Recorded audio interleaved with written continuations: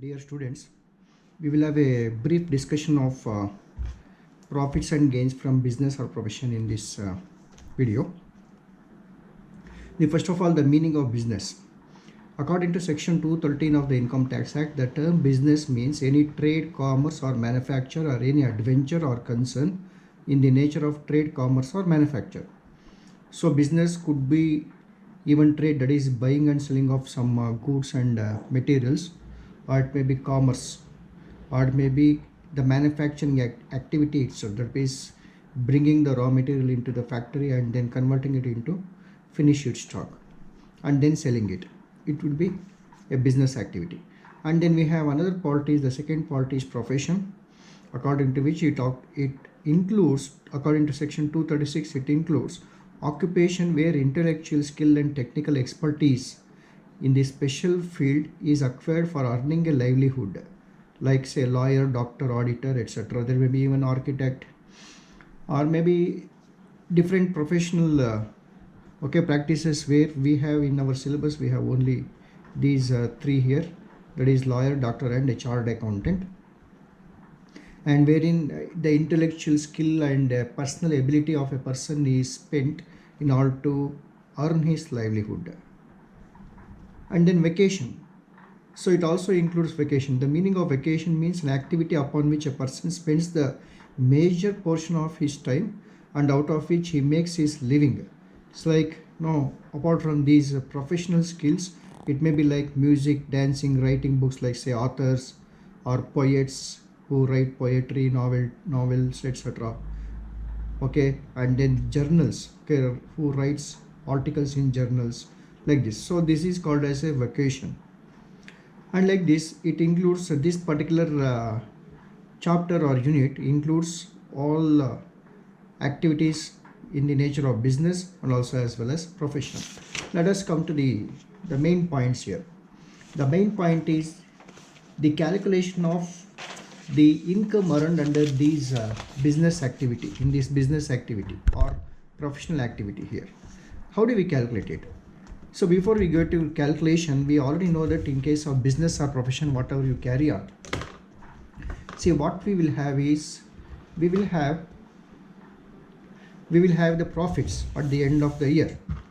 That is, either if you carry on a business or a profession, you will have your own accounts, you will maintain your books of accounts, and then you will record for all your incomes and expenses, and we will calculate the profit earned under this particular activity. So at the end of the year, we will have some profits left over for all our efforts here, and that is what is called as profit, on which we calculate the tax, or the tax is to be paid on that particular profit.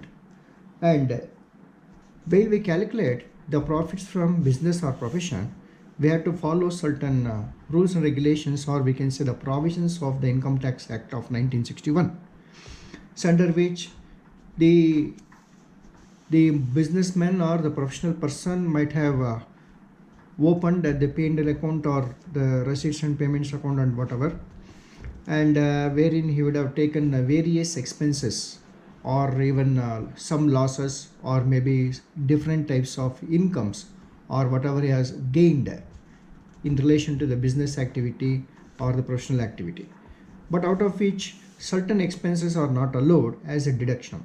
Like that, certain incomes or gains may also not be considered as the business or professional incomes or gains.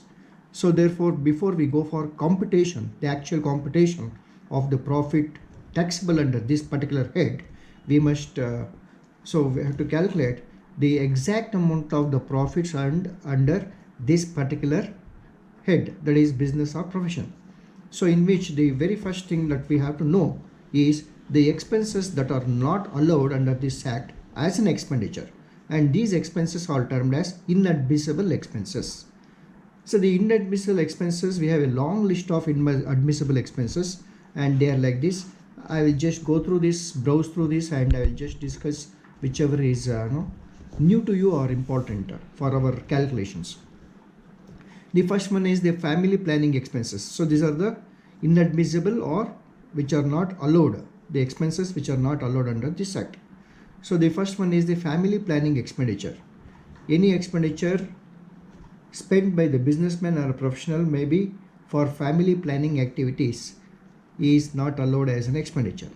And then fines and penalties, or maybe on any tax or any government payment where the businessman or professional has paid the fines and penalties, they are not considered as a expenditure.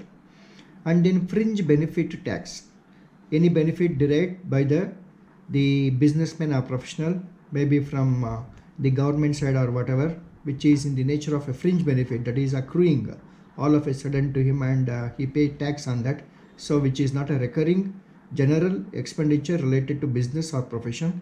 So any tax paid on such incomes is not considered as an expenditure. And then interest on capital, that you already know. And then illegal expenses, illegal expenses is like paying bribe or hafta or something like that, which may be rampant in some certain businesses, so therefore it is not allowed as a expenditure here. And then legal expenses to acquire a title or to cure a defect in the assessee's title of assets.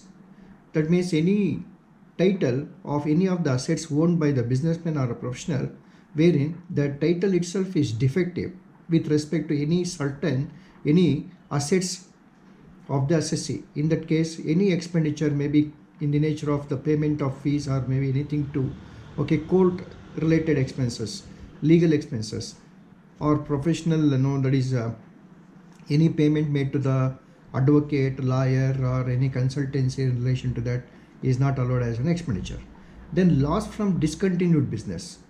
The business is already discontinued wherein he has incurred loss, that cannot be shown as a deduction or a expenditure in the next business.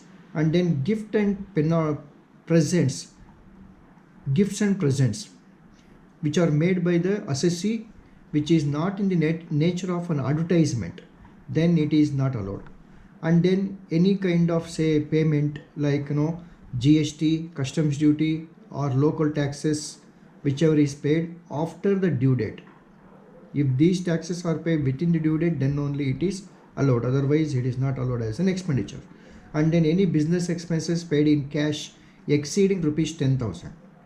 If any expenditure, business expenditure, whichever is considered as a business, basically an expenditure must be a business expenditure, and if such business expenditure is paid in the form of cash, it is not allowed if it is paid in excess of 10,000. For example, if it is paid as say 10,001 rupees, then entire 10,001 rupees is disallowed, and it is mandatory that say any business expenditure in excess of rupees 10,000 must be always paid through check.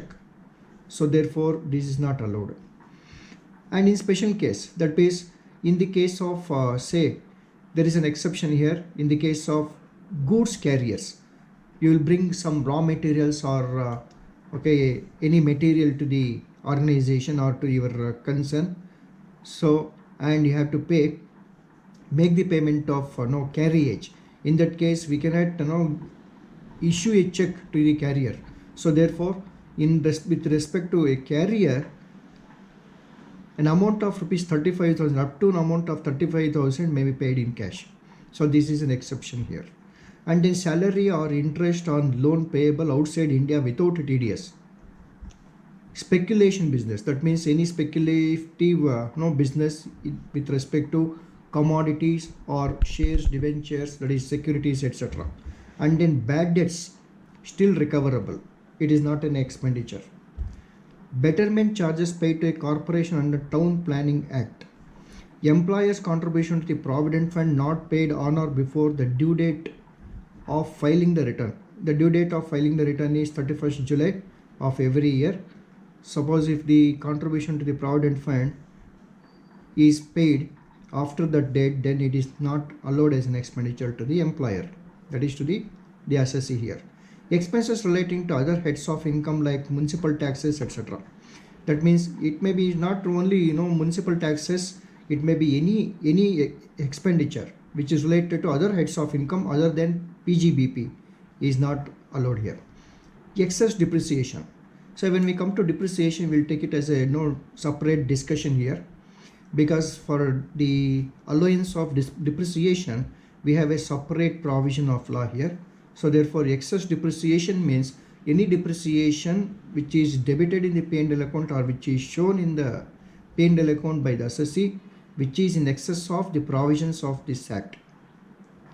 We have a certain percentages which are allowed here. Suppose if the depreciation charge in excess of that percentage, it is called as excess depreciation. That should be disallowed. And then expenses incurred to earn tax-free incomes like cultivation expenses. It could be not only cultivation expenditure, any expenses for that, any income like that. That means if the income itself is not taxable under the law, and if the assessee has spent some amount, some expenditure in relation to that, such expenditure is not allowed. Excessive and unreasonable payments made to the relatives. So this we can make it out from the given adjustment. Direct taxes like income tax, advance tax, wealth tax, interest on loan taken for the payment of income tax, etc. So this should be very carefully noted, because this will keep repeating in the problems. So any kind of direct taxes paid by the assessee like income tax, advance tax of income tax, or maybe wealth tax,